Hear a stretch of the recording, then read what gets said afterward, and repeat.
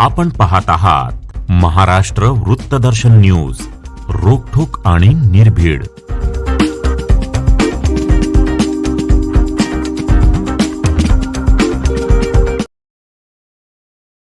स्वातीताई सुशांतदादा खाडे यांच्या शैक्षणिक आणि सामाजिक क्षेत्रात सातत्याने केलेल्या कार्याची दखल घेत Lokmat icons of south Maharashtra या मानाच्या पुरस्काराने माजी पालकमंत्री सांगली जिल्हा तथा माजी कामगार मंत्री महाराष्ट्र राज्य आमदार डॉक्टर सुरेशभाऊ खाडे यांच्या सुनबाई स्वातीताई सुशांतदादा खाडे यांचा सन्मान करण्यात आला.